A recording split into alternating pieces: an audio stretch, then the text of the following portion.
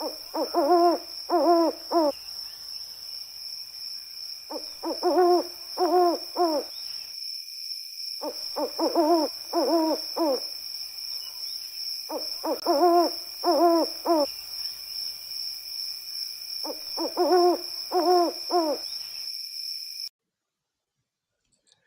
we're back with another episode of the Lakers Fast Break Podcast. This is Gerald Glassford coming right back at you here from the Lakers Fast Break Pop Culture Cosmos, where we cover the latest news and trends in pop culture each and every week, twice a week, wherever you get your podcasts. On the latest Pop Culture Cosmos, which I dropped earlier this morning, Superman soars to box office success. For now, we'll see how it lasts at the box office.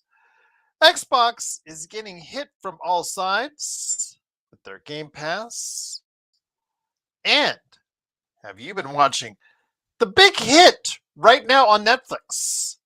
It is K-pop Demon Hunters. That's right. And it's actually pretty darn good. So go ahead and check out our thoughts on all those great things on the latest Pop Culture Cosmos. Also, as well, of course, Joe Sorrell hopefully will be joining me. He said he's iffy on tonight, so I can't say he will be here or not. But if he is, go ahead and check him out today. Simblades with a Y.com. His game Corrupt on Steam, Coreupt on Steam, and then also as well, don't forget his Joe Sorrell channel on YouTube, and also as well the Joe Sorrell Experiment on Playback as well. Yes, Stan, the Twitter world is going nuts right now. I'm looking at it. I was there live. I just came back for the Thomas and Mack Arena. It is the Lakers, unfortunately, losing today, but that doesn't tell the whole story about what went on. In fact, I don't even think that was very much of the story as far as the Lakers getting outplayed by the Clippers, especially on the defensive end. Lakers couldn't really make any baskets to speak of. 67-58, the Lakers lose. They fall to 1-2 here in Vegas, and 2-3 on the season, I believe, so far as for the Summer League. And the Clippers improved to 3-0. The Lakers today were led by, who do you know? Bronny James. 17 points today, playing in front of his dad, who came out just before the game. Actually, several Lakers attended the game. And as he was walking by,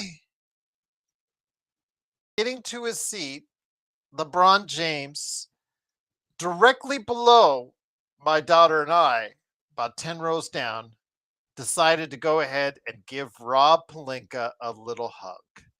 Nice little hug, just a nice little gesture. He also just said hello to JJ Redick, and before he sat down on the other side. So there was some pleasantries between LeBron and Rob. So maybe it's not as bad as it's being made out to be. I don't know. You make of that what you will. But Bronny James did look like a basketball player today. It happens seemingly every third or fourth game, but this was the game that he did really look like a good player, under control. He looked like a player making good decisions, looked like a player that could hit. It was a hug, Intel. It was a hug. It was fine. It was good. Half hug, full hug, doesn't matter. It was a hug. A hug. It was pleasantries were exchanged, Intel. So I don't care what you don't want to make it or how you want to make it. It was pleasantries exchanged. So half hug, full hug, 3/4 hug, whatever hug. I was there. I saw it live, and I'll just leave it at that. But it is, of course, the Lakers Fast Break. Yes, several Lakers were watching, eating popcorn. My daughter wanted me to make sure everybody knew that everybody was there, was eating the $4 popcorn boxes. I don't think they had to pay for it, though. But yes, Reeves and Hayes and Ayton. And yes, just several of the Lakers were there watching. The Lakers, unfortunately, lose 67-58. But Bronny did look like a player today. He did look like a player. But the question is, can he put it all together? And can he put it together consistently in an NBA fashion? He looks great in the summer league, but can that translate to something more? Can it translate into back-to-back good games for Bronny James? Can it translate to something he can take to training camp? Can it be something he could take through exhibition? We'll have to wait and see. But that's the other thing, Bloodhound. On the other end of the spectrum was a guy that was this time last year while Bronny James was shooting airball after airball after airball.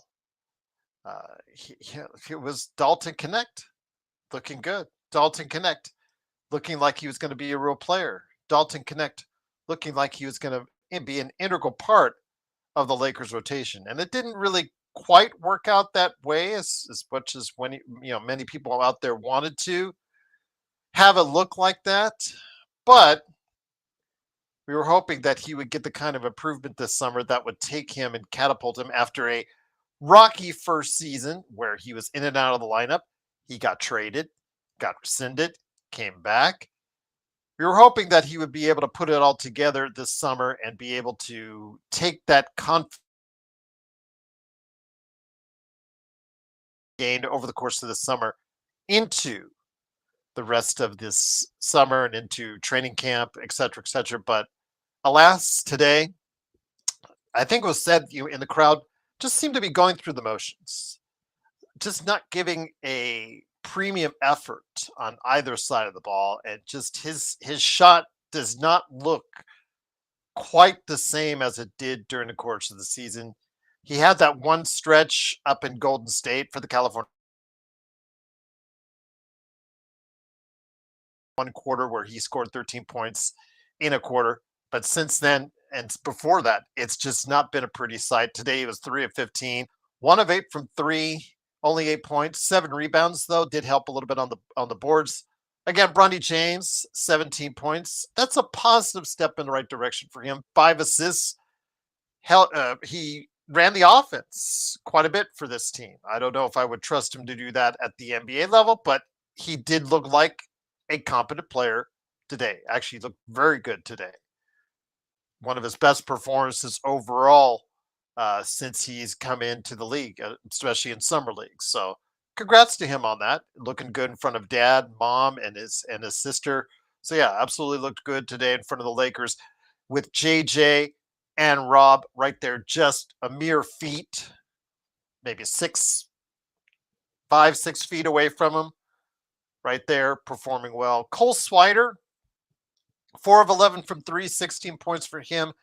Trying desperately to get on and latch on with a two-way with the Lakers or with someone else. Today was not a good day for Darius Bazley, who only scored a point, was invisible, even though he's one of the top Lakers leading scorers during the.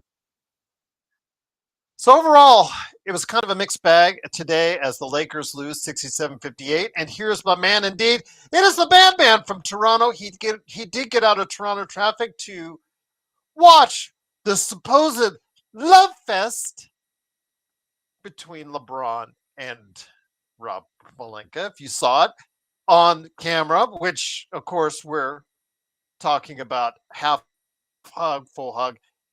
It was half hug, full hug. I saw it 10 rows down for me. It was a hug enough. It was pleasantries. They looked happy. They smiled at each other. They laughed. They said a little, some nice things. It is, of course, MagicMan Sean Grice. Sean, great to have you here. Thank you, everyone who said, saw the note that I was at Summer League and said the nice things. I know that one of you guys said that I was looked tall. Go to Summer League. You want to know what that is? MagicMan. You said you were 6'1", 6'2", did you say you were? Okay, you're on. Yeah, I can't hear you though. I think I need to plug it up. But yes, he said he's about 6'1". If you want to know, while you get your mic working, my friend, if you want to know, guys out there, where you stand in this world, as far as height is concerned, go to Summer League. Not just around the basketball players themselves, around the staff, around the personnel, around the former players, around the individuals just in and around the league, or anything relating to basketball. Everybody is tall. The average height at Thomas and Mack tonight was 6'5", in my Yeah, opinion. that's what I was about to Yeah. guess, Gerald. So yeah, you'd fit right 6'5". in at around 6'5". Yeah. But I was looking up at virtually everyone. Everyone that was male, and it was just up taller than me, and I'm 6'2", so that'll tell you something right there. But yeah, it is of course summer league. I just enjoyed every year I go. If people are asking me about the seats, no, I just grab any seat I could, and I don't like to sit down too close. You Whereas don't want to everybody around, I arouse like, yeah, you don't want to arouse yeah, suspicion. You just like sit in the middle comfortably. It's a good seat, Gerald. yeah. They let me in free. I just go ahead and I just take Were the you free near seat. an aisle? Yeah, yeah. I I need to write. be near an aisle. I I have need to be big there. Yeah. legs. I have big legs. I tell my girlfriends or Yes. friends just in general, I'm the bigger of the group, so I need to be by the aisle. Yes, absolutely. Intel Wild says, "Why wasn't Jeannie there if she's still the so-called owner and governor?" Your guess is as good as mine, Intel. I You mean, know what, Rob was there. You know what, Gerald? JJ was there. I Yes. saw when LeBron and Rob did they it reminded me of just that kind of political dabbing that people do. Yeah, hey man, what's up? Like you're on the other party. It's like, yeah, hey man, what's up? It's kind of like just to show that there's no kind of what's the word I'm looking for? There isn't any ill will or Yeah. any perceived, kind of disturbance in the fourth. But honestly, Gerald, Rob gets a D. Rob gets a D. The summer is now over. He gets a D. As far as summer moves are concerned, I don't mean the summer's over. I just mean moves to be made.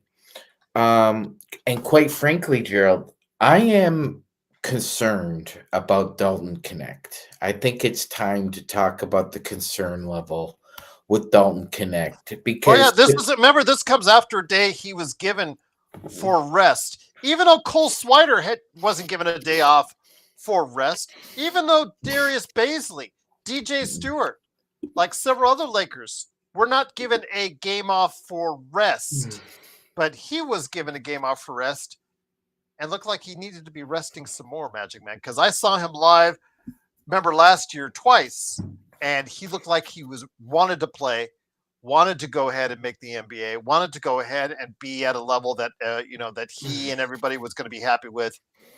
Flash forward to a year later, he just looks like he's going through the motions, man. I heard it in the crowd, that phrase used, and that seemed the most apropos. He just seems like he just doesn't care.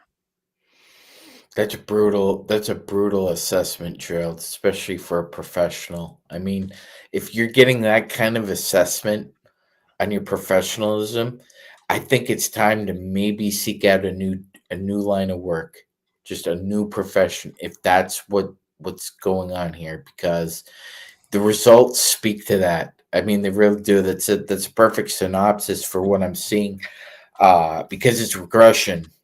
It's regression. He has regressed badly, and we're not even talking about the problem. Me and Gerald aren't even talking about the problems he has defensively. I mean, offensively, he has regressed badly, and he needs to get back to a level where he's consistent enough where you can consider playing him. Because right now, Gerald, I would not play him in an NBA game No. because I think he's just too detrimental to your um overall juice. I mean, he is just bad right now. I'm not sure if it's a focus issue. I'm not sure if it's a like you said, Gerald. Like what you're saying sounds more like a personal willpower issue. Like he doesn't just have the willpower to go out there and just as a second year player with his skill set, Gerald. I thought the Lakers would have won this game by 30, 35. Quite frankly, just being fair, I'm not disrespecting any of the guys on the Clippers or any of the other Lakers, But between Bronny and Dalton, with the experience they have, second year level, you should be killing a team like this. Plus, Like, guys desperate to make a roster, Sean. Several guys on there trying to make any kind of NBA roster and make an impression in front of NBA. Because Robert is not the only NBA GM that was at that game. There were other no. player personnel all around that game, even before that with the Spurs. Gerald, And the Jazz. Yeah, and speaking of the Spurs, I mean, me and Gerald were talking about the Spurs in the earlier. Gerald was talking about Kyle Filipowski, who probably is the breakout star of summer league so far. But guess what, he looked Gerald? really good.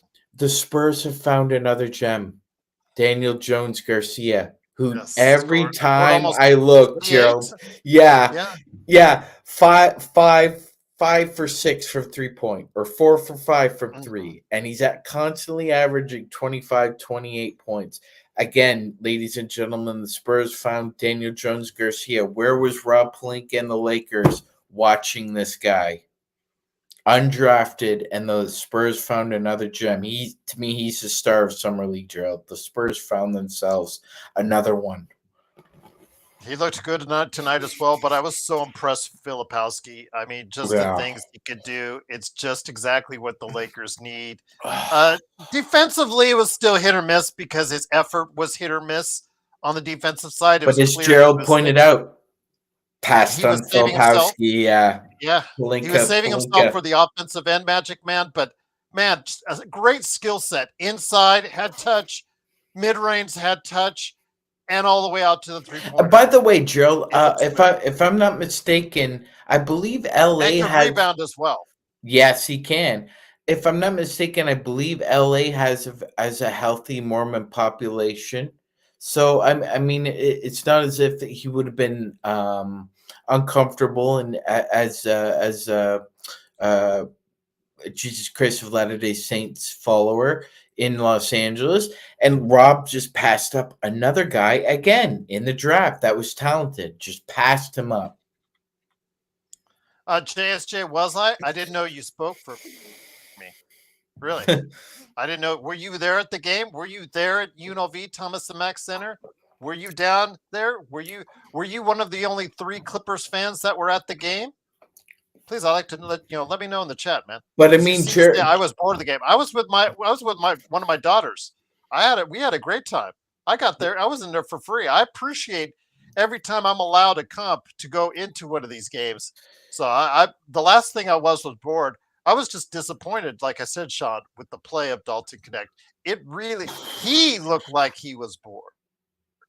he did, Gerald. He actually did. I mean, and I told Gerald I thought he played like it was like an out of body experience for him. Like he was Mhm. watching himself be bored watching the game, and that is a huge red flag, man. It's a huge red flag.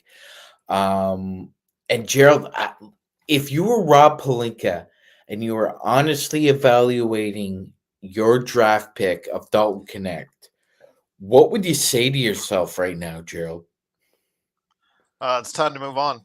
See if I can Hmm. get an asset. See if I can find a sucker that hasn't seen him play I, lately. I And see if I could get any type of assets in return for it. definitely 100%, because to me this is like driving a 70,000 Range Rover off the lot. It depreciated in value the second you drove it off, and now you need to get what you can get for it a year later. I agree with Gerald.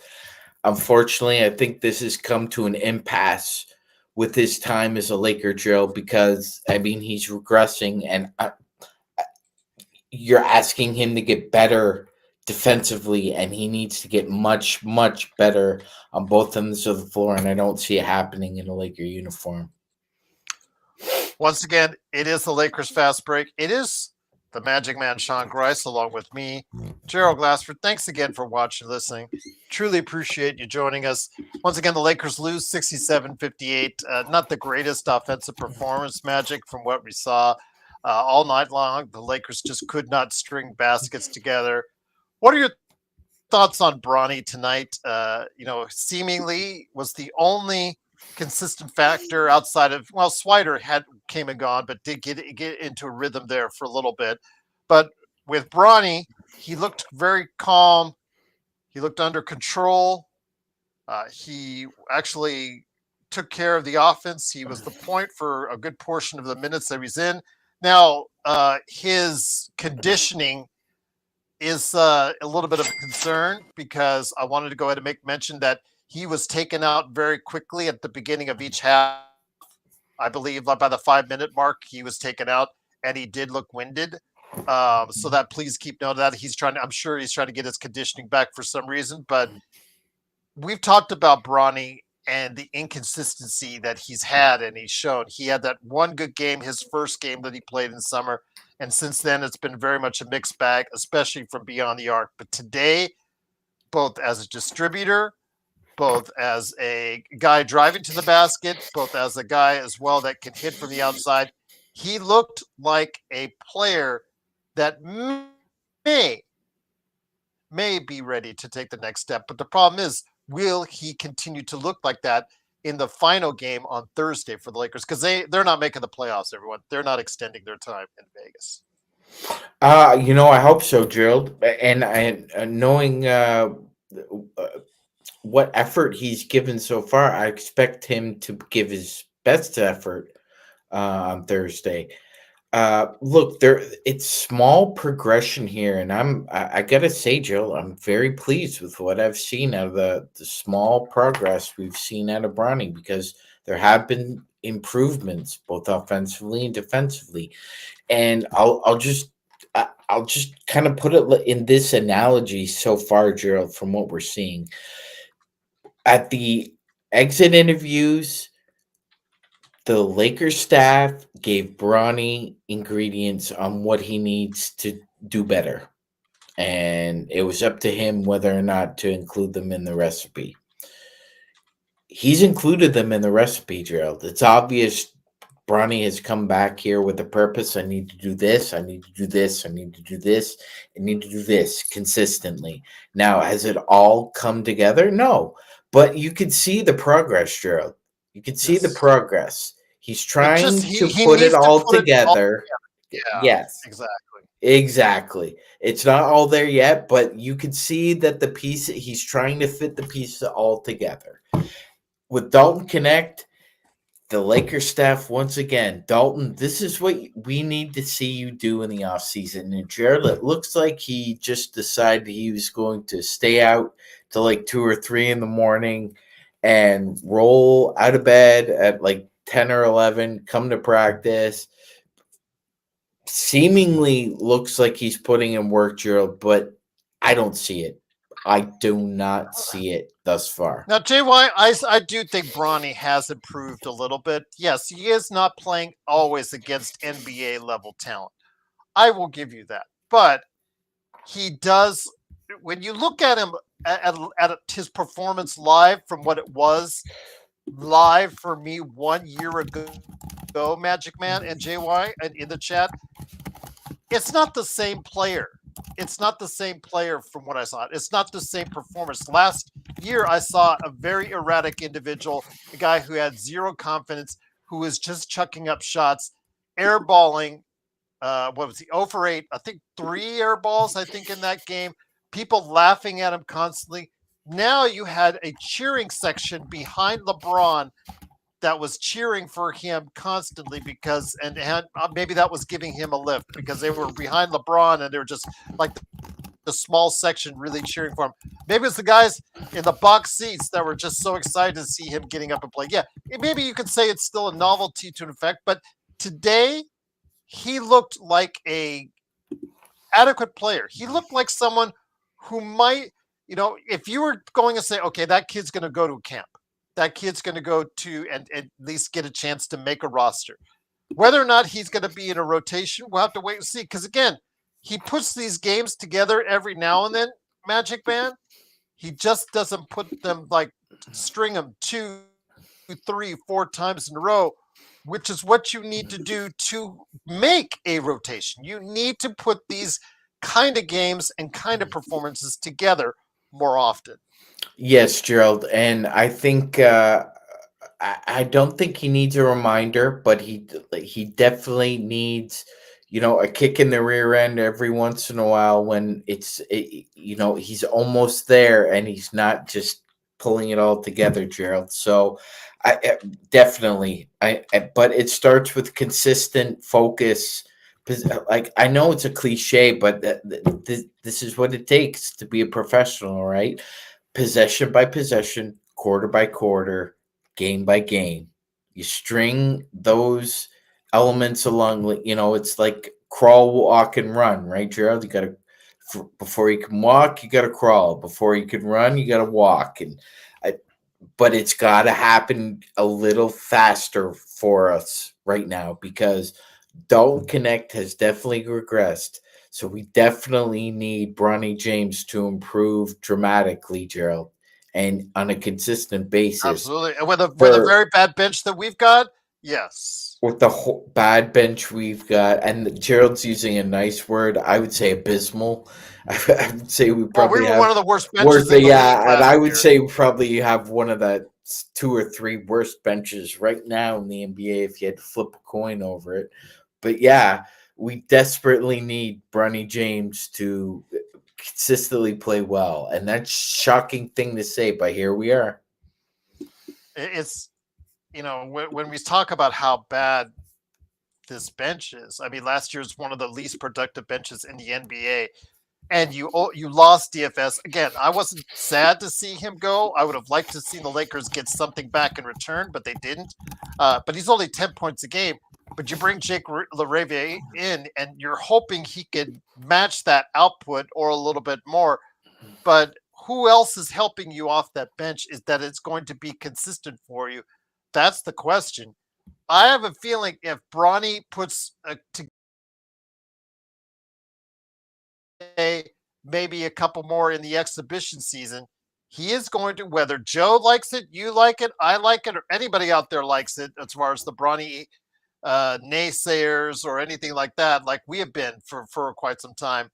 Bronny, if because this bench is so bad, if he proves to string a couple of these games together, he's going to get a look, my friend. He's going to get a look in rotation, whether we want it or not.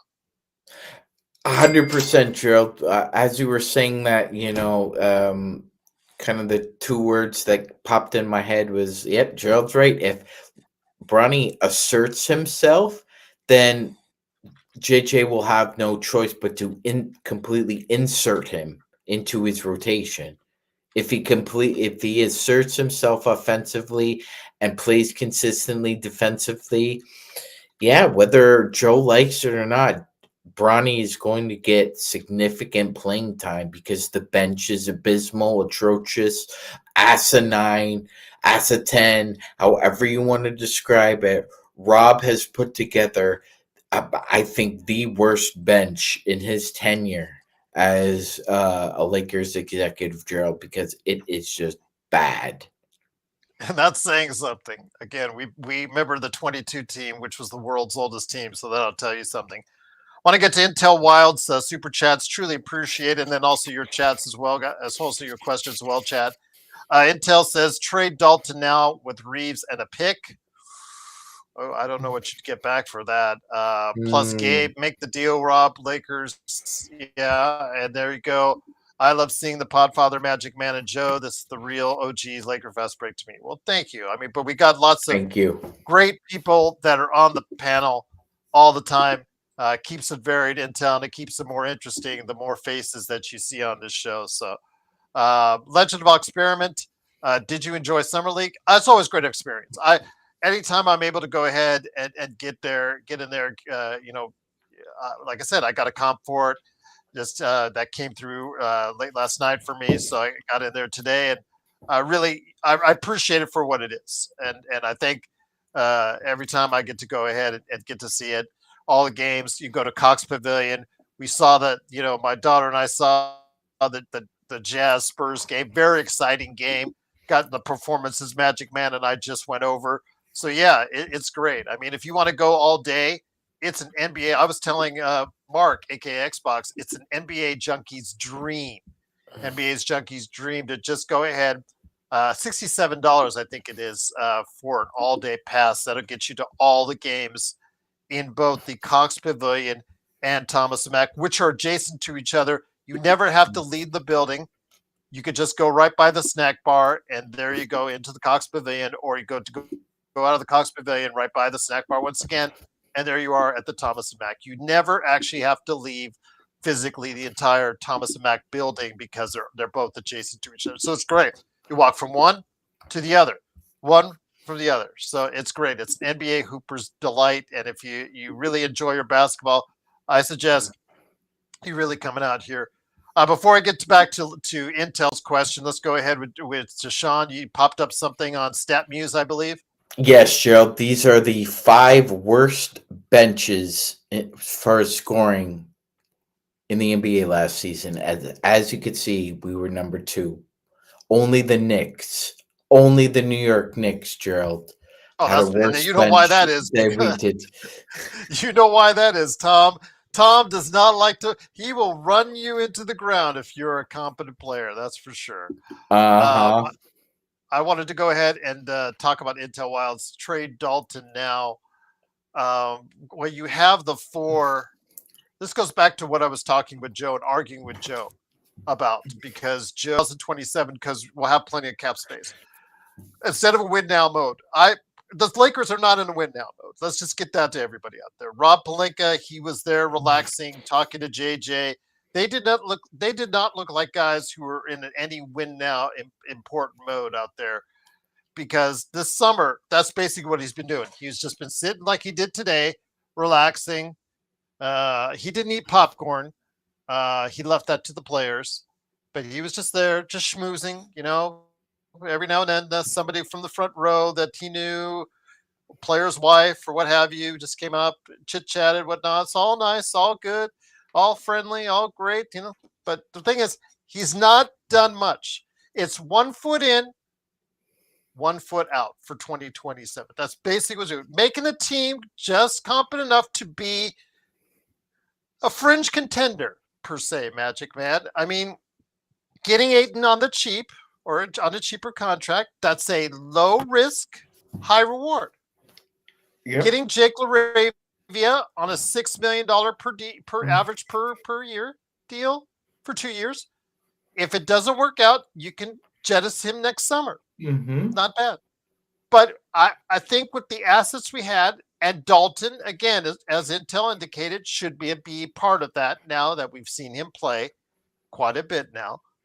And the 4 expirings, which includes Reeves, which includes Rui. You could, especially leading into the draft, you could have gotten players and picks that you could have used in this draft to get competent players that could help you right now. There are players in the Summer League, MagicMan, that have in the teens, 20s, that really have not looked too bad.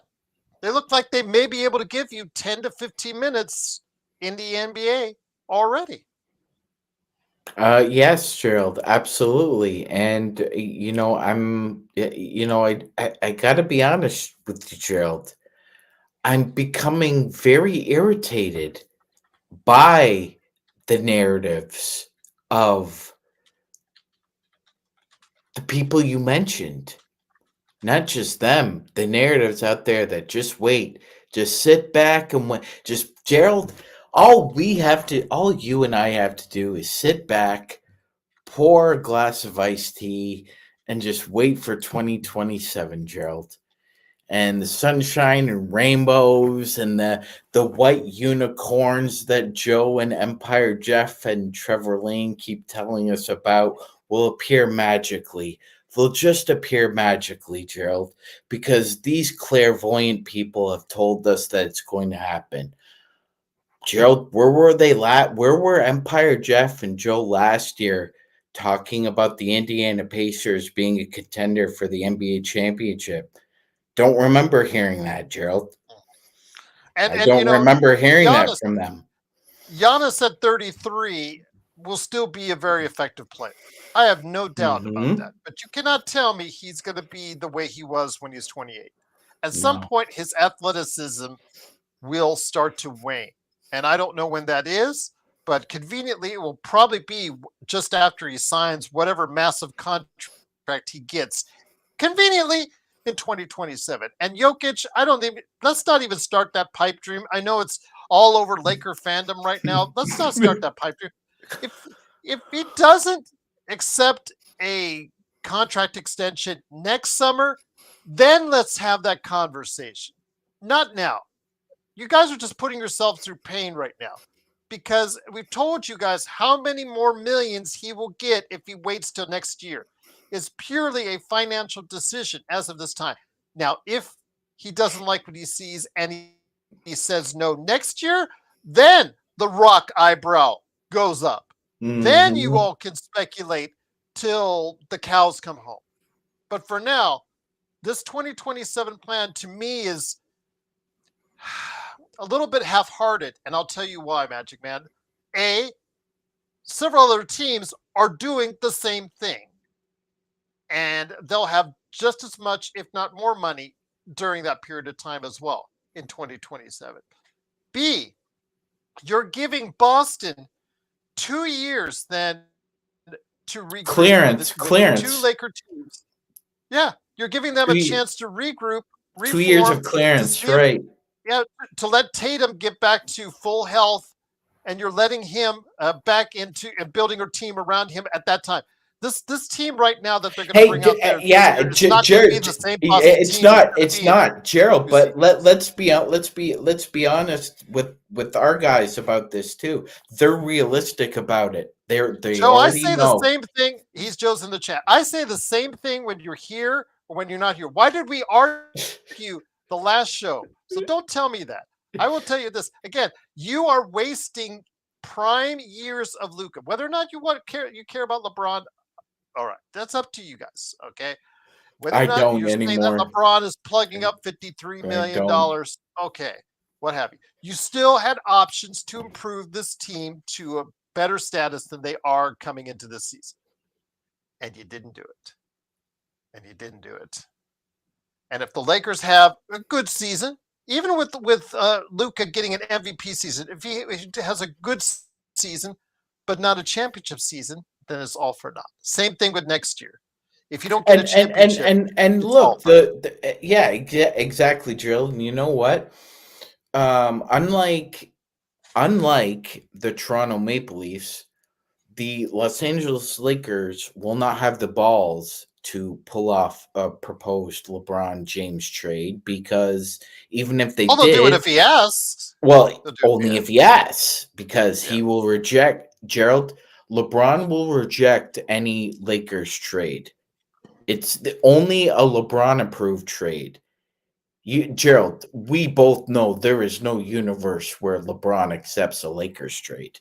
He's going to accept a LeBron trade.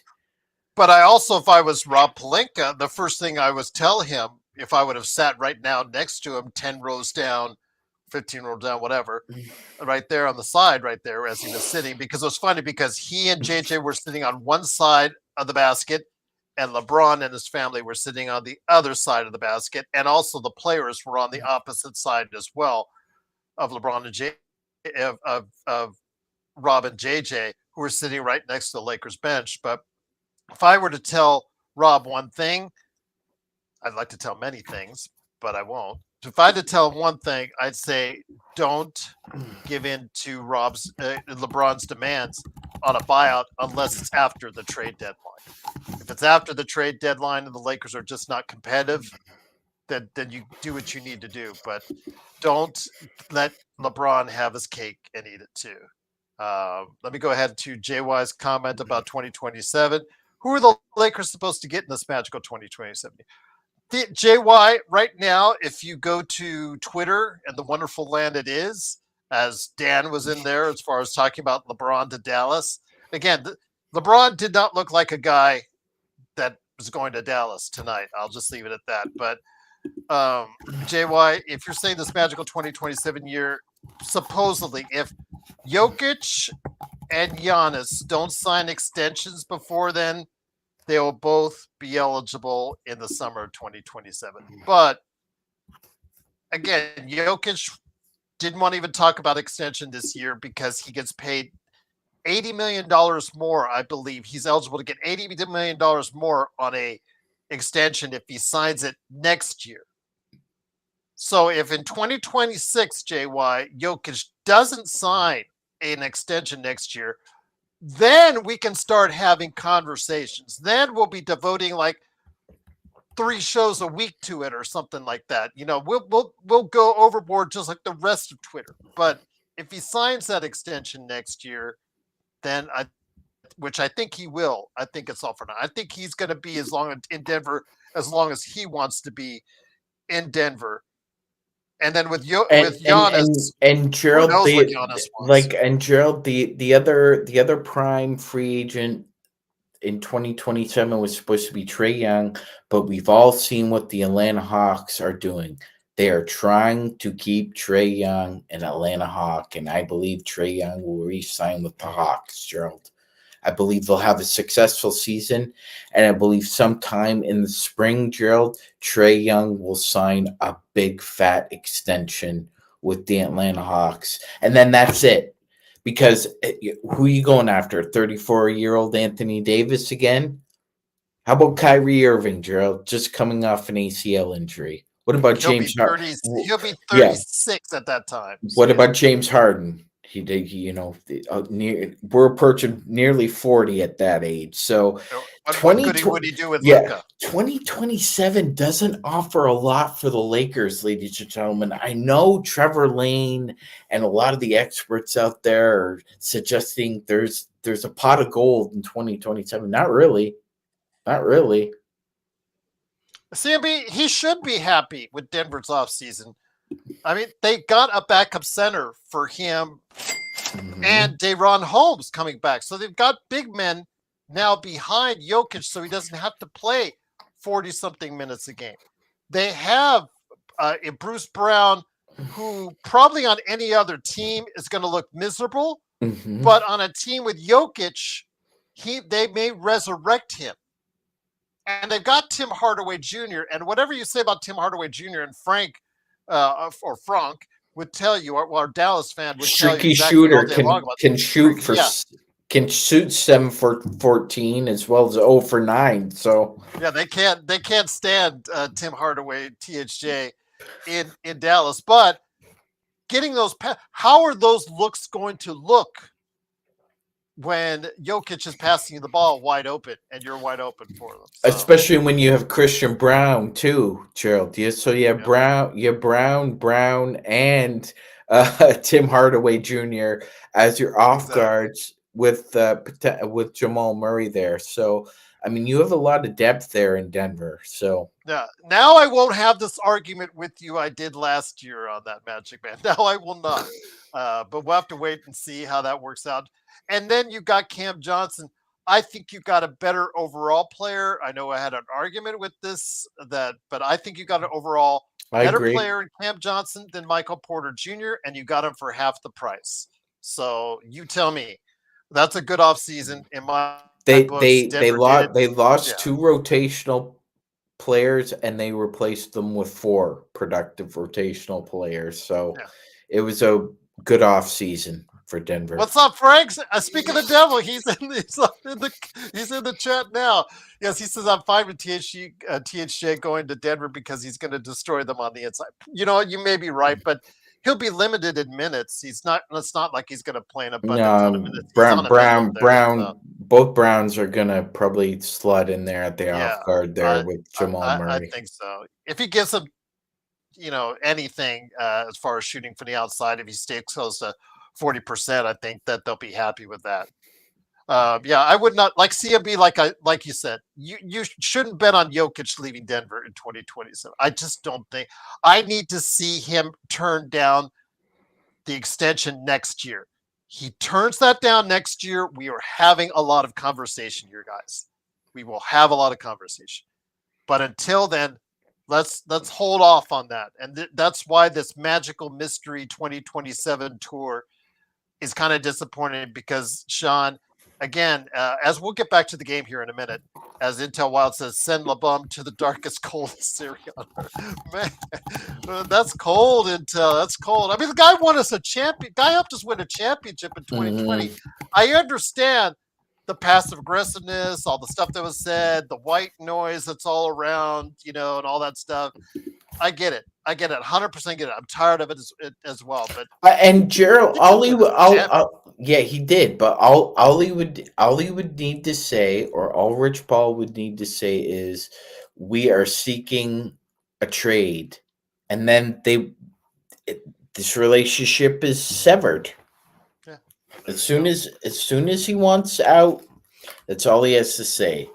But Gerald, let's be honest. He likes living. He said, "Okay, so I'm glad I'm on here with you again, so we can also have a discussion about this, Gerald.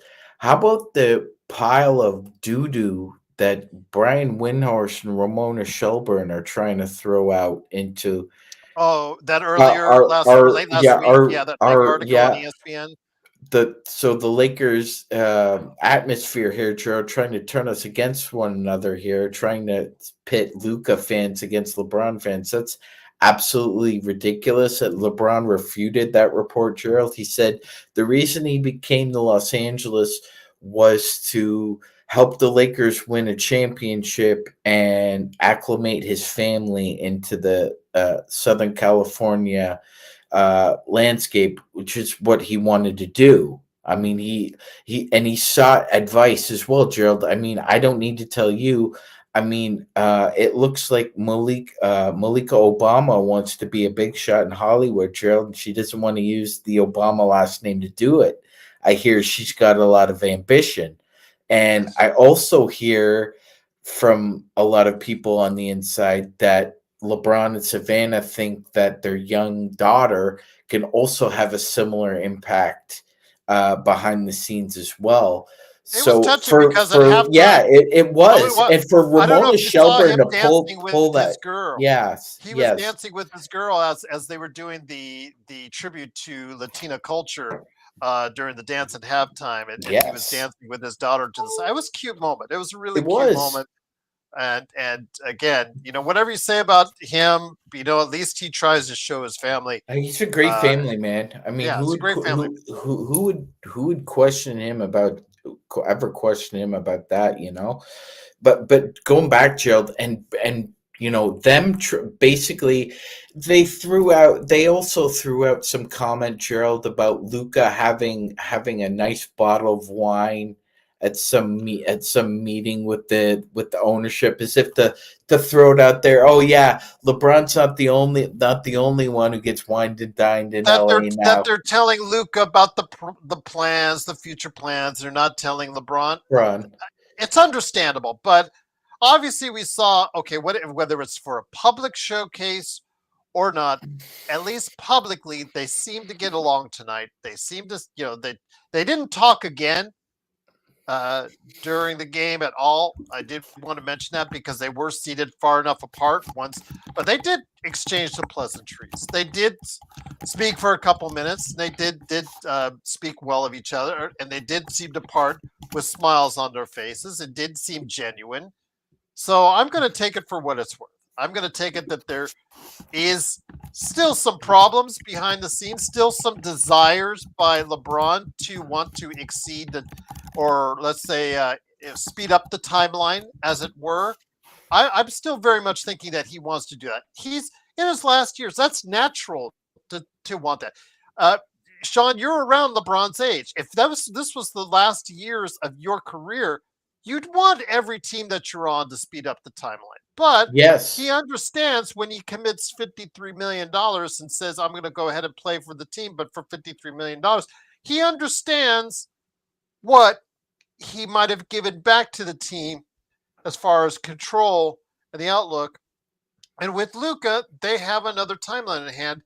My thing is, and your thing is, with Boston in a state of repair, with OKC a Jalen Williams or SGA injury away from not being back in the finals, the door is open with the right transactions to be able to get this team now in a position to win at a higher level than I think they're going to do this season. I didn't think they're going to bad. I'm not saying they're going to be bad. Never said they're going to be bad. But the problem is they do not look like a team that is going to, in a playoff scenario, be as well prepared or well structured as a Houston, as a Denver, or as a OKC if all these teams go in healthy. 100% drilled. I think I think last year what happened was went on that. We went streaking there in February, and the defense played like a house on fire. And I think we kind of played above our skis a little bit and ended up as the third seed, bunched up with a bunch of other teams. All those teams were within 2 games of each other. And I think this year we're going to be at the bottom of that pile and probably end up being like a 6th seed. But I still feel confident, even with Luka and LeBron. I'd say that's solid right now. Unless if Luka has an MVP season, he can carry this team back to 50 wins and a 3rd or 4th seed. I think he can do that. But in a play, I'm worried more about the playoffs. In a playoff structure, who you go to battle with in the 7-game series, we saw that the Lakers have some flaws. Against the wrong team, they have some serious matchup issues. Against an OKC, they match up pretty good. In the regular season, they actually matched up very well with OKC. They beat them twice in a row in OKC. But against Minnesota, which is right around them, they might have issues again. With a team like Houston, with a lot of size on that team, they've got 3 7-footers on that team. That might be a problem. And then also as well, you're talking about Denver that now has, Denver's had the Lakers number. Yeah. So I just want to see the Lakers more prepared to win now because I think the door is open now. Who knows what can happen in 2 years, even if you do have the cap space. There might be no one to get. You might be desperate to just look for a trade. And with the Rob making these trades, it's all not, it's a mixed bag on what you might get. Yeah, because how did that cap space work out for us in 2017, everybody? Yeah, absolutely. So I don't know. It just it's disappointing. It's disappointing to see. Again, I think this could be a good team. Could be a very good team, but I just don't know where this team stands as far as how high it can go. And Gerald, I don't like Rob is not going all in. And Gerald, I don't think Rob's lucky enough to be on the other end of a phone when a desperate GM calls him and asks him if he wants to trade for a couple of stars. I don't think he's that lucky again. We'll see.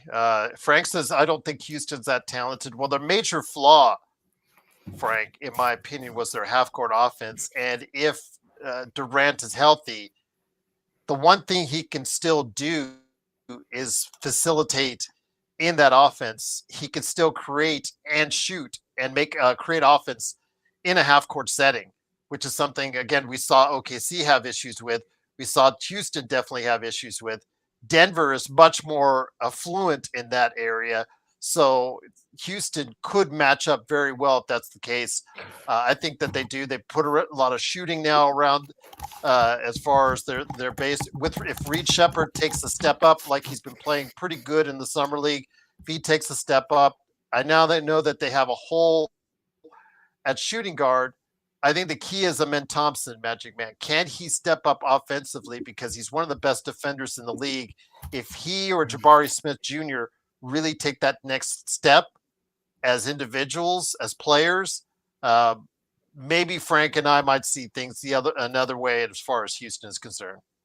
Yeah, 100% Gerald. And with all due respect to Frank, I would say, I mean, we see it in Houston, man. It's just Stone and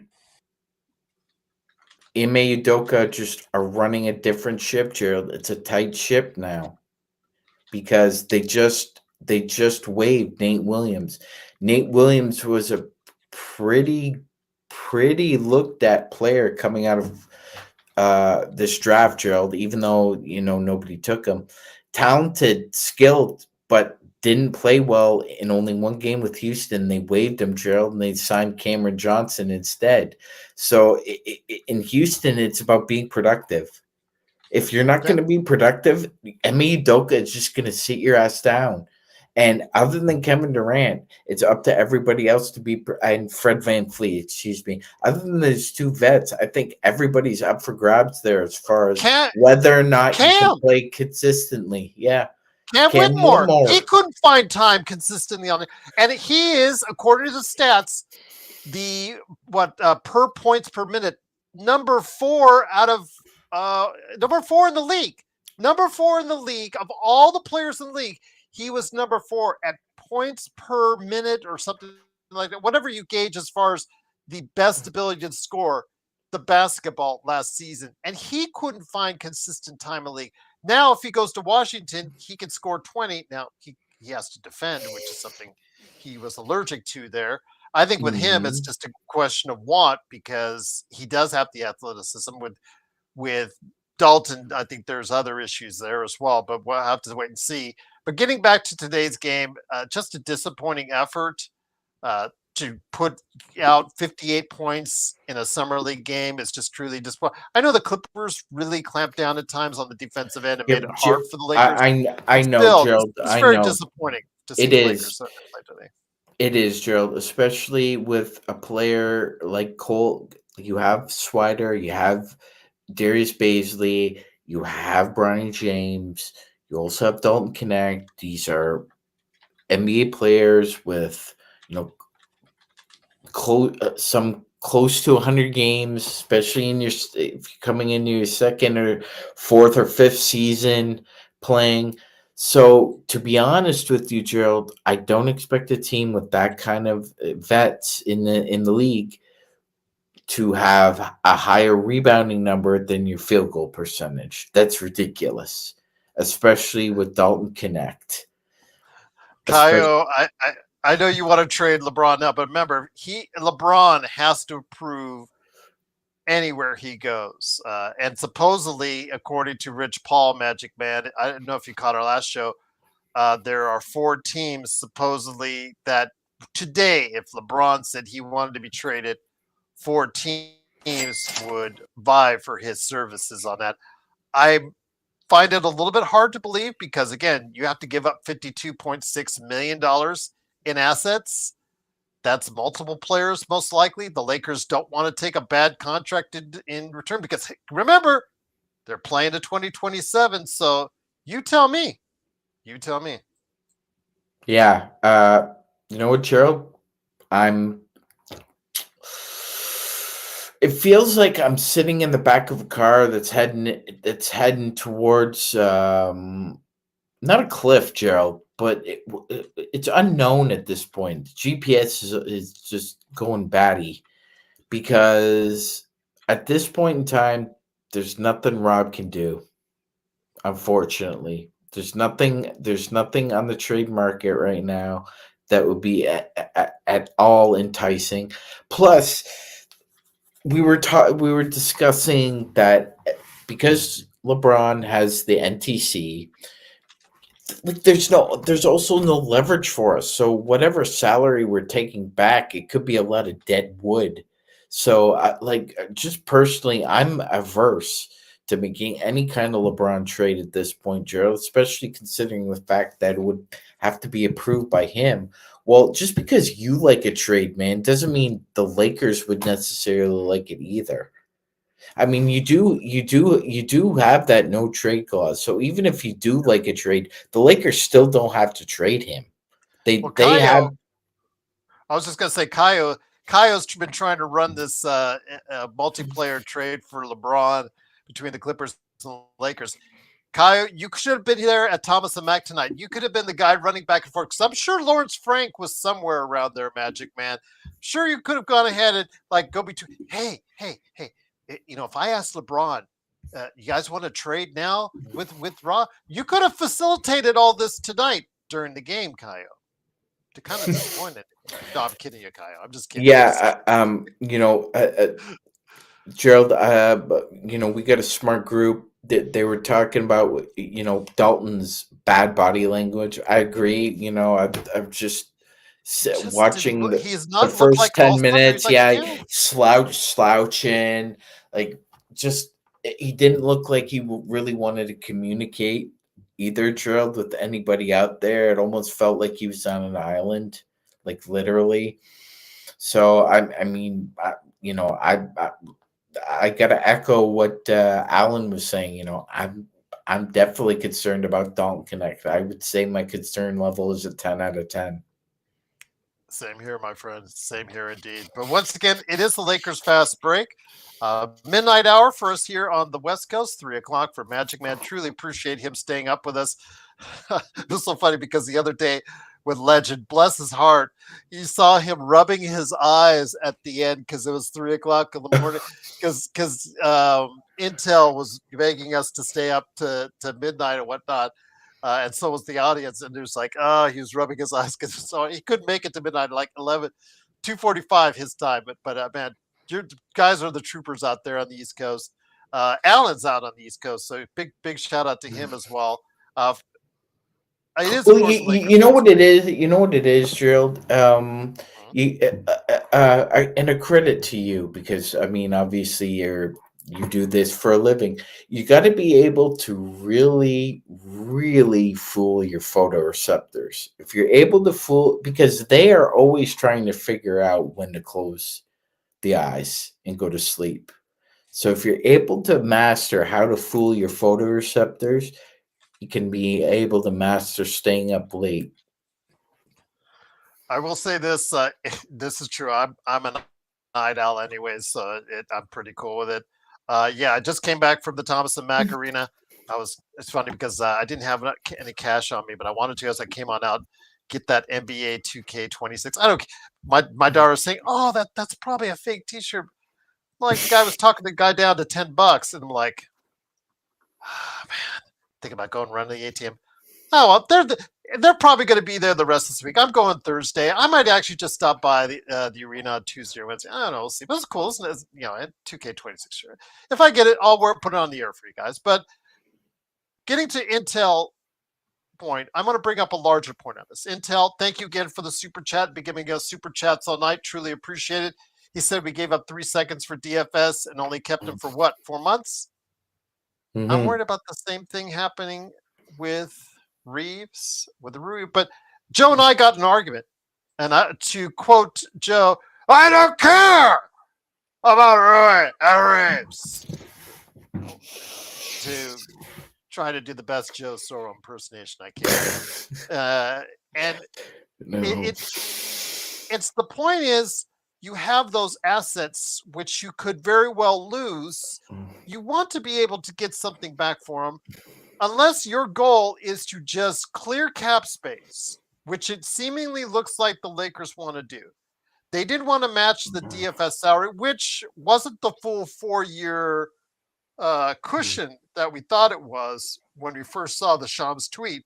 If you take a look at it, those last 2 years are not fully guaranteed. I think it's a partial on the third year and a not on the non-guaranteed on the final year. I may be mistaken, so if you guys let me know if what it is, but it's something the Lakers could have easily matched, but it didn't seem like the Lakers were trying hard to.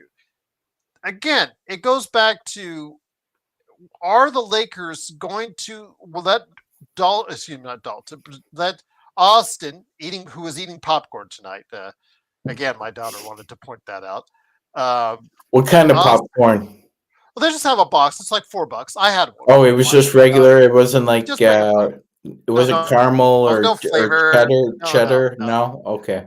Thomas and Mack has very generic uh, places to eat.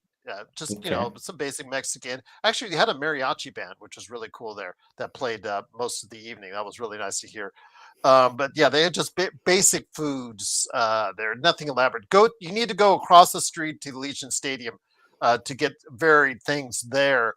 When you go inside there, or also as well at the T-Mobile Arena as well. Good stuff there as well. But getting back to what I was saying, I do not like letting decent rotation players, good players, great players leave for nothing and you getting nothing in return.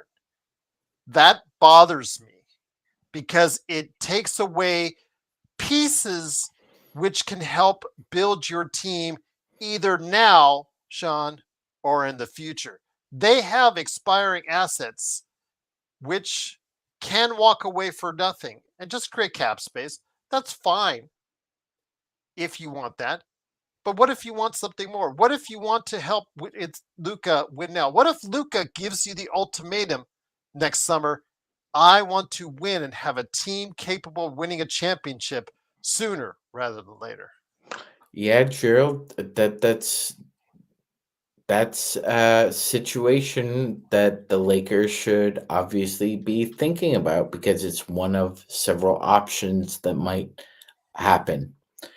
And to note, I have this response to those who say, well, I don't care about Rui and I don't care about Austin Reeves. Okay. Mhm. Do you care about this? Help me understand how the Lakers are going to replace 40 points per game, 10 assists, around 8 to 12 rebounds, and roughly shooting around 38% from open threes. Which two guys are replacing that production for us? Because when I hear that kind of response, it kind of reminds me of that. I can't believe I'm going to quote the jackass Gerald, but here we go. Donald Rumsfeld. There are known knowns, there are known unknowns, and there are unknown unknowns. Well, one of the unknown unknowns out there, you jackasses, are how the Lakers going to replace the productivity of one Austin Reeves and Rui Hachimura. None of you jackasses seem to be coming up with an explanation. Soro, I'm looking right at you because you were the jackass telling Gerald that it didn't matter that Reeves and Rui were walking out the door. Well, who are you replacing with? Tweedledum and Tweedledee? We gonna go out there, Joe? You and me Well, gonna go out there? if Reeves wants only $20 to $22 million, as he said, he could see them doing it. He wouldn't be, opposed to that.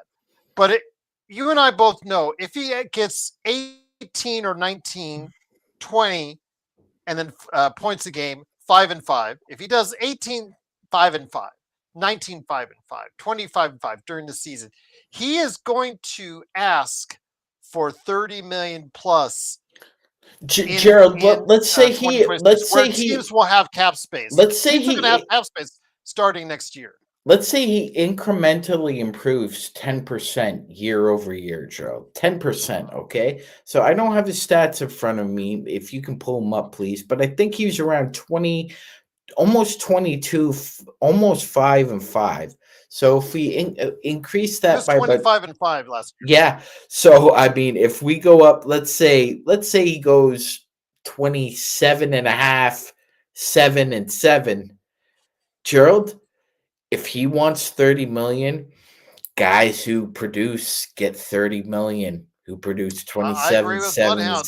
7. If you and I are as representatives, I'm agreeing with Bloodhound. Bloodhound, if you're going with us and we're sitting out there in the front row with the Lakers, but we're sitting right next to That's the market. Austin Reeves tonight, that's what we're telling him. We're saying, see that guy over there on the other side, Rob Pelinka, you're going to get him on the hook for 30 to 35 million next year if he wants to retain you. That's what you need to tell your client, because that's what he should be asking for next summer at the very least. Whether or not he gets it, again, it all dictates based off of market when you sign, because if you don't sign sooner, your options become lesser the farther in you go into free agency, as we And, see and now Gerald, these restricted free agencies are yes, going on. yes. So, and this is another point to make, Gerald. We're all told wait till 2027. Gerald and Sean, and all you other Lakers skeptics, just pour yourself a nice glass of iced tea and wait until 2027. Well, you know something. Um, you know, players in baseball and basketball are valued quite differently, and there's an over evaluation that happens quite frequently in the NBA. And as such, even if the cap increases, and Blood, thank you for pointing that out, it's not going up 10%. It's not going Seven up is that next year. high. That's the highest it's going to go. And guess what, Gerald? The percentage of the cap on trades is 8% or 15%. So you're actually year over year, you're paying more actually to acquire a guy through a trade than the cap is going up. The cap's only going up 7%, but the trade hike is 8%. So do the math, guys. Even with this new ownership group, they have to be accountants. It doesn't matter how much money you have to allocate, Gerald. You have to be good at accounting in this league because a great team wins a championship, but they don't win multiple championships anymore, Gerald. They don't win back to back. JY says, so we're building around Luca, AR, and Aiton. I wouldn't say we're building around AR and Aiton I because hope it's remember, not Aiden. I hope Aiden A- is in that equation. if Aiton has a good season, JY next year, he's going to sign. He's going to walk away from his second year, become a free agent, and sign with the Lakers or whoever gives him the best deal. If he has a good season this upcoming season, he said that's a borderline playing team. I didn't say a playing team. I said 4, 5, 6, 7. That's what we're looking at right now. Yeah, maybe you talk about a play-in team as far as if they go down to 7th or 8. Of course they do, but again, they are not at the level of Houston, Denver, or OKC in their current status. And there's nothing that you're going to say, even with Luca playing at an MVP level. There is no way, JY, you're going to tell me right now that they go into the season because I I speak to people here in this town that really looks at this game very closely. They do not see the Lakers as a favorite in the Western Conference. And I'm I, yeah. go ahead, my friend. Yeah, no, Gerald, and I was just gonna say, and Gerald, if you look at comps and you look at the market, why isn't Austin Reeves gonna get over 30? Why isn't he? Emmanuel Quickly is getting over 30. And if you out there paying attention to Emmanuel Quickly in Toronto, Gerald, I bet a lot of them are not. Guess who else is going to make over 30 million in the NBA? Tyler Hero. If you comp those two players against Austin Reeves, tell me why Austin Reeves isn't going to get the same money they get. Explain it to me. He is a better overall player than Tyler Hero. He hasn't made an all-star game yet, though. He's a better overall player than Emmanuel Quickly. He isn't as good offensively as Emmanuel Quickly, but he is better defensively than Quickly is. Yeah. The Intel, like I said, Intel's got it right there on the money. And he said it right here.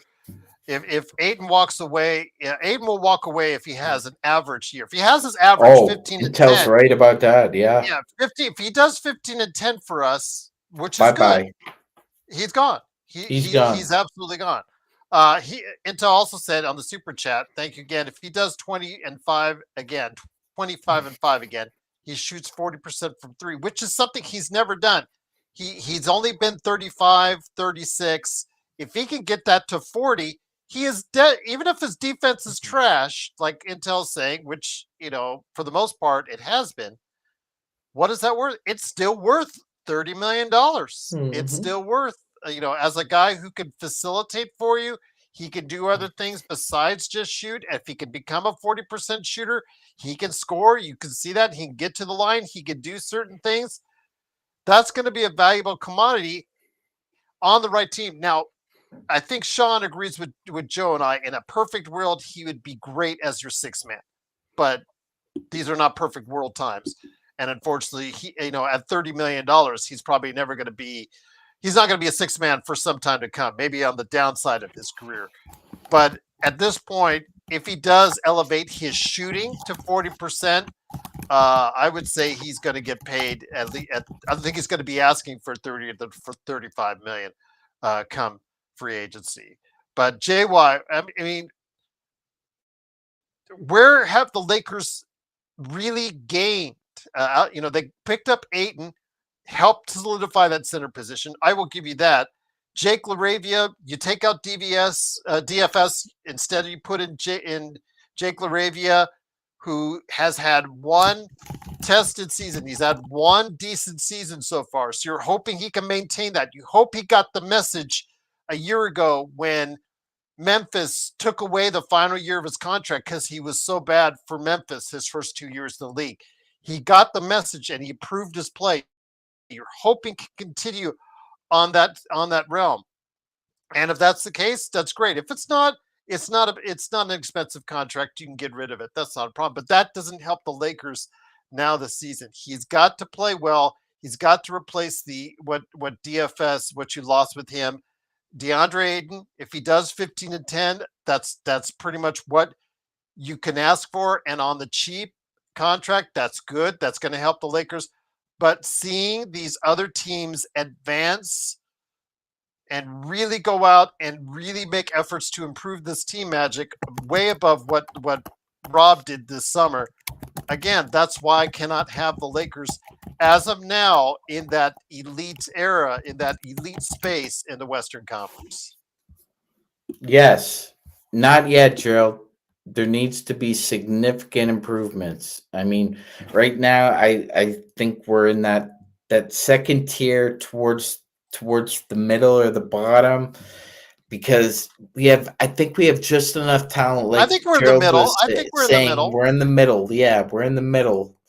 So you're in anywhere from like 4 to 8. So depending, like Gerald was saying, with Luka having an MVP type season, I think the Lakers could get anywhere from like second to fourth. I Now think they that's could a get good home question, court though. If advantage. he does have that MVP season and the Lakers ride that, and let's say it's February and the trade deadline, and let's say the Lakers are second in the West, which hasn't been always the most stable position. You saw Houston, Memphis, that when they got to second in the Western Conference, they both took like nosedives and they came back up again in Houston's case. Memphis, they didn't recover after they were in second. They kind of just fell off a cliff, and we know what happened there. If the Lakers are riding an MVP season from Luka, which can happen, uh, and they are in second or third place and defying what we think here on this panel, then you do need to go ahead. Rob needs to make an effort to get someone or someones to help bolster that rotation for a playoff run. I really think that he needs to do more than he did last trade deadline and really go out and do something if that's the case. Because again, I think the window's open. I think the window's open, Magic, for the Lakers to go ahead and really make a run for it. I'm just, like you said, with Rob looking at 2027, he does not look like both feet are in the water. Yeah, Gerald, it seems like he is just in that lukewarm bath he loves so much, neither hot nor cold, just nice and steady. It's irritating. I want That's this, but okay. He did okay. To me, I don't think he did a D. I think he did a little higher than that. I think he did okay. You got DeAndre Ayton, potentially a fifth double guy on the cheap. That's a good deal. Jake LaRavia, if he plays like he did last year, he becomes a 12-point a game scorer. That's a good deal. But after that, what else did you do? You're going to ask a Thiero, who is coming off a knee injury, he didn't play in like a summer league. You're asking him to contribute right away for a guy who shot 28%. well, a D's a From pass. college. I'm not giving him F. I'm not saying he failed. I'm Yeah, just saying that's it's like you barely okay. passed to me. I was in the C range myself. Okay, C that it's. plus. I wouldn't argue a C. I wouldn't argue. I wouldn't that you wouldn't get a soft argument from me over a C. Okay. So Yeah, that was okay. okay, That all was right, okay.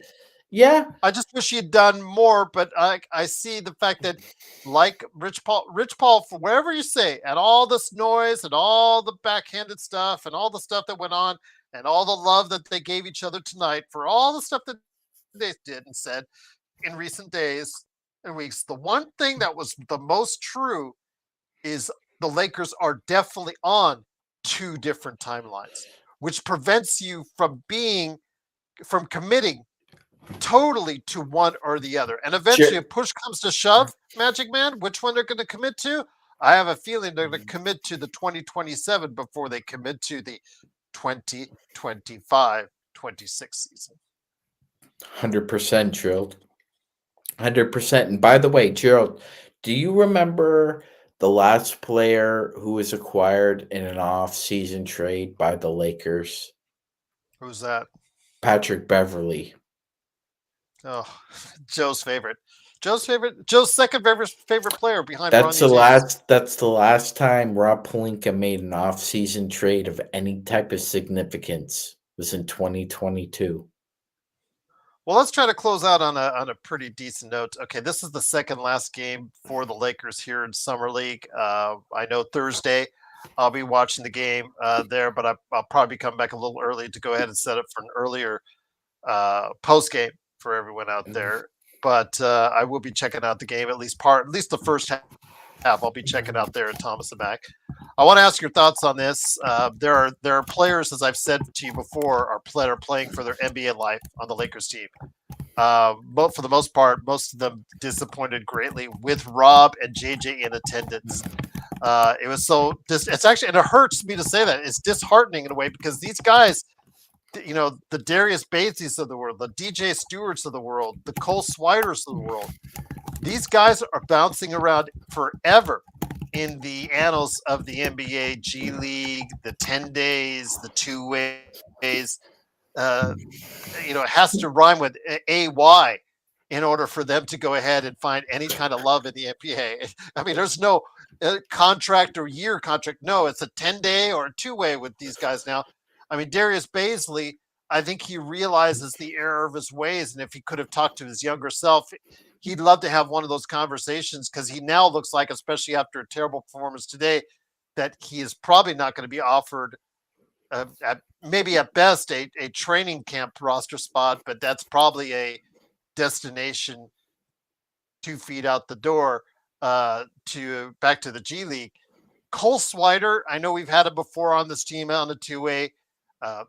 The guy can shoot. He can flat out shoot. It's just the problem at 26. He is who he is. And the thing is, if Dalton Knecht cannot understand that if he just looks to his left and sees what it's like to see a one-dimensional, one-trick pony who can only shoot and make threes, understand what it's like if you don't improve facets of your game, he will find himself in, 3 years? He will find himself when he's 26, 27, to be in the same position Cole Swider's in right now, begging anyone for a cup of coffee, a 2-way, or maybe even a 10-day at best. Yeah, well, Gerald, you know better than me because you're in Vegas. If you're being a 26-year-old basketball player could shoot is a lot like being a 3-year-old filly that's having trouble with the long races, Gerald. You're fast, but can I bank on you being able to finish the Derby? And then you have to go to Belmont, right? Gerald knows it's tough. It's a really tough call. Like, we know Swider can shoot, but like Gerald said, he is who he is at this point. I don't want to. I can't give you that. I really want Cole Swider, Darius Baisley's. I want those guys to really succeed and get another shot back in the league. And in case of Cole Swider, I'd love to see him get an actual NBA multi-year contract.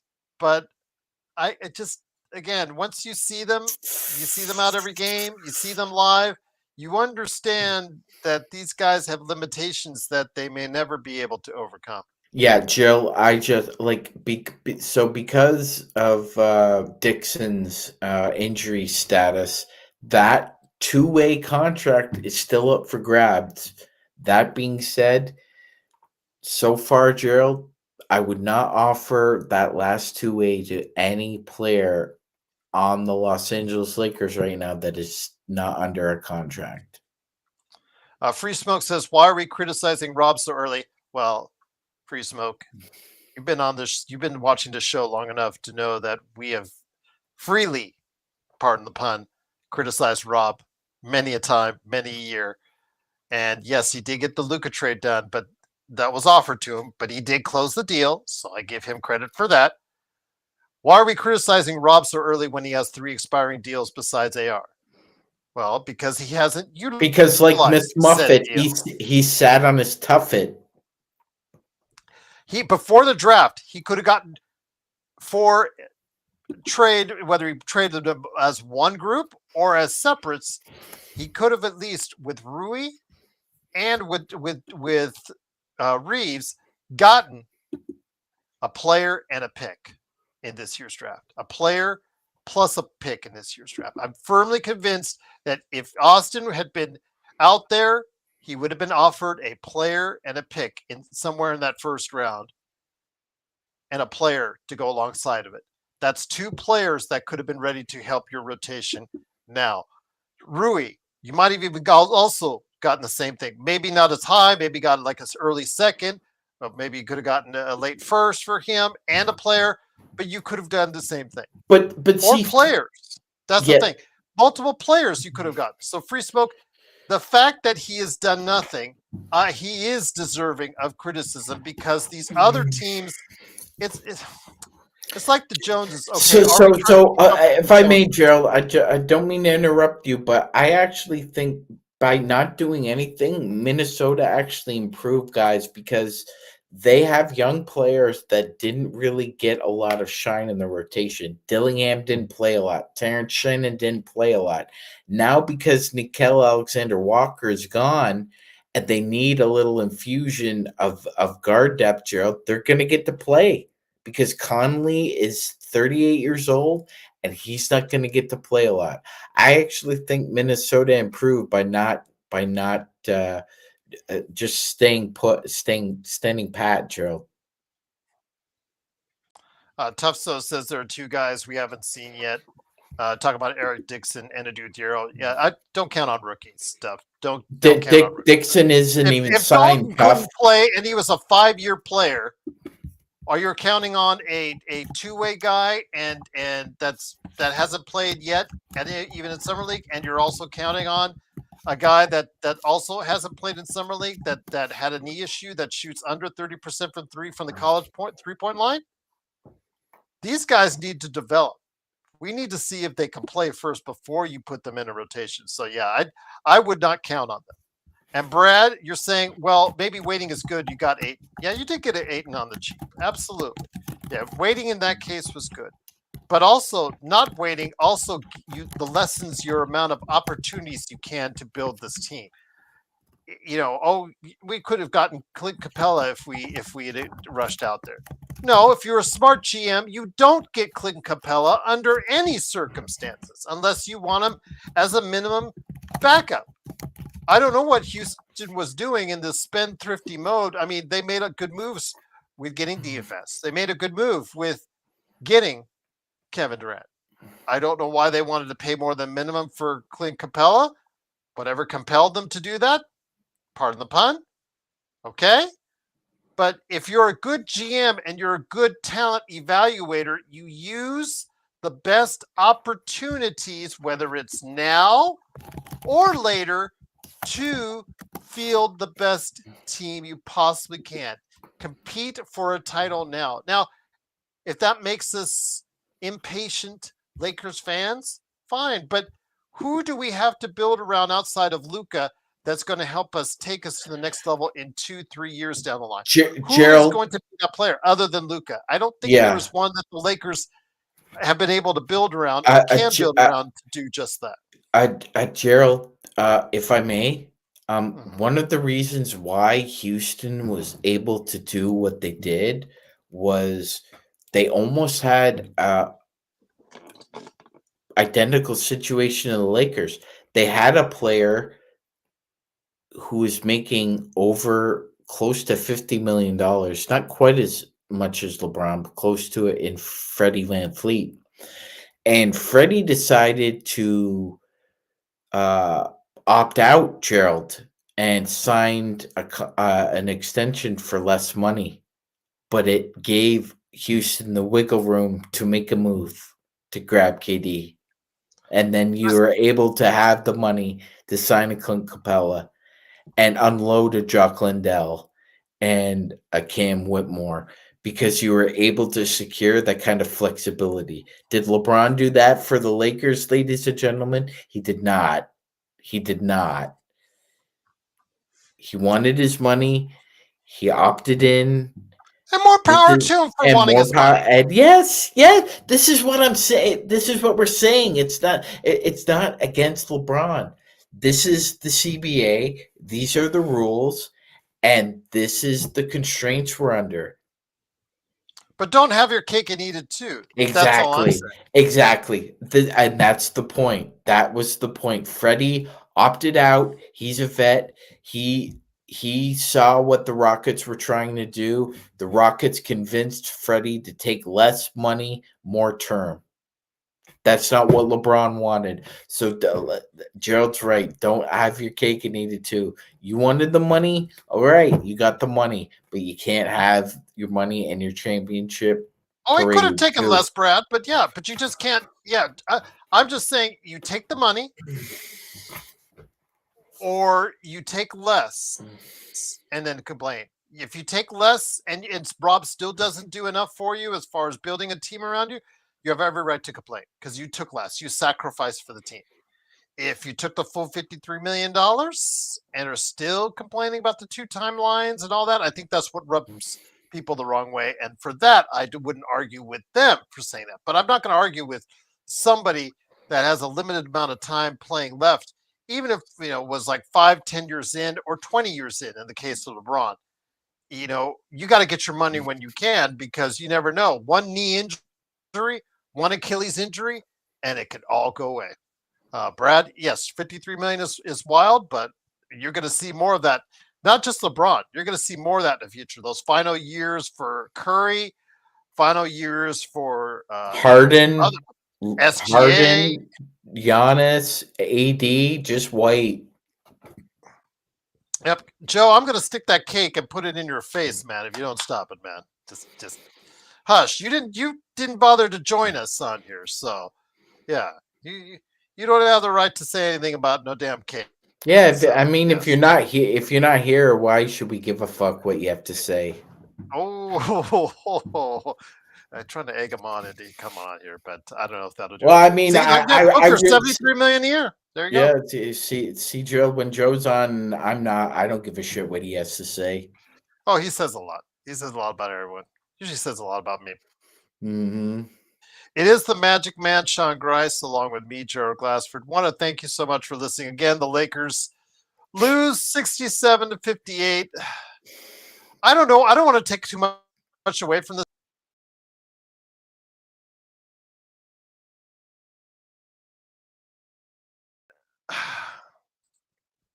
Okay, I don't want to take too much away from this summer league, and I'll just say, JSJ, don't get involved in this, JSJ. Everything's good. So, all right, but let me get Magic Man may have shorted out on his tablet, maybe lost his feed there, but I'll just close it out with this again. Lakers lose 67-58. Good performance for Bronny. Can he put them together? Can he start being more consistent and having these games more often? We'll have to wait and see. The Lakers have only one more opportunity left because I don't think even if they win on Thursday, they'll be able to advance. Maybe they will be, but I don't think they will be able to. It is against Thursday. It's going to be on Thursday at 6 p.m. So hopefully you'll be there for it on playback. I'll be watching the game, at least the first half of it, right there at the Thomas and Mack. So I'm looking forward to that. But it is, of course, JY. JY said, "What is the debt going to come from? Where's the department going to come from this year?" Not trying. I don't know what you're saying, JY. You'll have to forgive me. But if you want to rephrase that before we head on out, let me know. Yeah, Joe. I think he ran out of the the data, and it just kind of knocked me out and knocked the channel out for a second there. But it is, of course, the Lakers fast break. Yeah, it's not your internet this time. It's not your internet, Joe. Brad says Bronny legacy game. Again, Brad, if Bronny has to put these together to change my mind, to change Joe's mind, Sean's mind, and everybody else's that have been so negative or realistic on Bronny's chances as an NBA player, as to those that, like in the crowd today, were cheering him endlessly, that were cheering his every move. So yeah, but Joe still not the believer for Joe, but with as bad a bench as we have, you might get a look, Joe, whether you like it or not. Yeah, Bloodhound, he just needs to hit a shot more consistently. He does. He looked better running the point, but I still wouldn't put him as a point guard at an NBA level. NBA defenders would just eat that alive, because I just have him playing at an off-ball position. And again, if he can get it to the point where they're playing up on him, if they're playing drop coverage on him and he's still missing shots, that's going to be a big problem. But yeah, Bloodhound, if he does succeed, it helps the Lakers rotation. It is great for the Lakers, because Gabe Vincent hasn't been doing very much for us. And you see what else we've got on the bench. It hasn't been much. So he is an undersized combo guard. So we'll see what happens. But again, he's got to put these performances together, indeed. But it is, of course, Gerald Glassford. Thanks again for watching, listening. Truly appreciate it. I'll try to come on here in the next 2 days, but I'm definitely coming back on Thursday for the post game there. But yes, definitely looking forward to hearing your thoughts on Summer League. He needs Bryce's height. That he does. Because he is, I think he's even shorter than me. So I think he's right around 6 feet. So they say 6'2", but I don't think he is. Didn't look like it today, that's for sure. But again, it is the Lakers fast break. Truly appreciate you joining us. So for MagicMan, Sean Grice, it's me, Gerald Glassford. Again, we'll probably stop by here in the next couple of days to go ahead and have some conversations. At least one of those 2 days, at least, to go ahead and make sure you're covered with us. And then on Thursday, I'll be back. Remember, the Lakers will be on playback 6 p.m., so go ahead and check it out. It'll be their last game of Summer League, most likely. Yes, I am still there, Brad. I am still here, so definitely looking forward. Yes, I am. So, yes, I'm definitely looking forward to seeing what's going on. Definitely looking forward to seeing what the Lakers can do, and if they do anything else, we will find out. Truly appreciate you joining us, and from all of us to all of you, a pleasant morning, a pleasant evening, and pleasant tidings from Summer League from all of us right here at the Lakers Fast Break Podcast.